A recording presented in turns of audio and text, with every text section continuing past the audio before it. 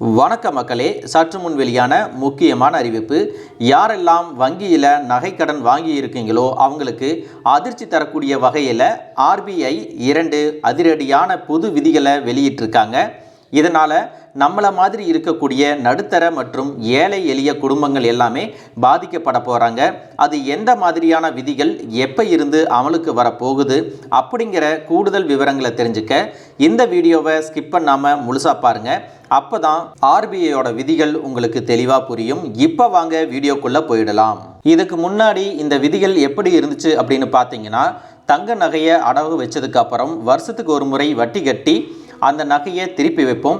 சில சூழ்நிலைகள் காரணமாக நமக்கு வட்டி கட்ட முடியல அப்படின்னா வேற ஒருத்தர் பேரில் மாற்றி வச்சுட்டு இருப்போம். அதன் மூலமாக நம்மளுடைய தங்க நகை ஏலத்துக்கு போகாமல் பாதுகாத்து வச்சுட்டு இருப்போம்.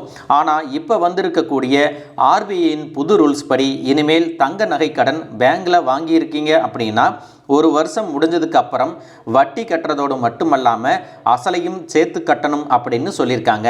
முழுவதுமாக அசலையும் வட்டியையும் சேர்த்து கட்டணும் அப்படின்னு சொல்லியிருக்காங்க. நீங்கள் அந்த நகையை திருப்பி வைக்கிறதா இருந்தால் கூட ஒரு வருடத்திற்கு பிறகு அசலையும் வட்டியையும் சேர்த்து கட்டணும். அதன் பிறகு தான் நாம் நகையை மீட்க முடியும் அப்படின்னு சொல்லியிருக்காங்க. நீங்கள் நகையை திருப்பி வைக்கிறதா இருந்தால் கூட அதே நாளில் வைக்க முடியாது. ஒரு வருடம் முடிஞ்சதுக்கு அப்புறம் அதுக்கு அடுத்த நாளில் தான் நகையை திருப்பி அடகு வைக்க முடியும் அப்படின்னு சொல்லியிருக்காங்க. ஒருவேளை அந்த குறிப்பிட்ட நாளுக்குள்ள வட்டியையும் அசலையும் உங்களால் கட்ட முடியலை அப்படின்னா உங்களுடைய தங்க நகை ஏலத்திற்கு வந்துடும் அப்படிங்கிறதையும் குறிப்பிட்டிருக்கிறாங்க. இரண்டாவது முக்கிய அறிவிப்பு என்ன அப்படின்னு பார்த்தீங்கன்னா, அனைத்து வங்கிகளிலுமே இனி நகை கடன் வாங்கணும் அப்படின்னா அந்த நகையை வாங்கினதற்கான ரசீதோ அல்லது ஆவணமோ உங்கள் கையில் இருக்கணும்.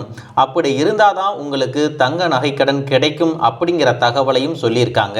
இந்த 2 புதிய விதிகளிலுமே யாருக்கு அதிகமான பாதிப்பை ஏற்படுத்த போகுது அப்படின்னு பார்த்தீங்கன்னா, ஏழை மற்றும் நடுத்தர மக்கள் தான் இதில் ரொம்பவே கஷ்டப்பட போகிறாங்க. ஏன்னா பணம் இருக்கிறவங்களும் வசதி இருக்கிறவங்களும் யாருமே தங்களுடைய நகையை அடகு வைக்க மாட்டாங்க.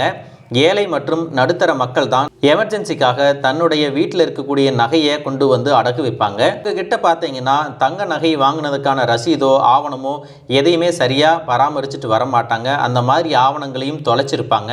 அதனால் அவங்களுக்கு தங்க நகை கடன் வாங்குறது ரொம்பவே சிரமமாக இருக்கும். ஆர்பிஐயோடைய இந்த 2 விதிகளுமே பொதுமக்களுக்கு எந்த அளவுக்கு தாக்கத்தை ஏற்படுத்தும் அப்படிங்கிறத கமெண்ட் பாக்ஸில் சொல்லிட்டு போங்க.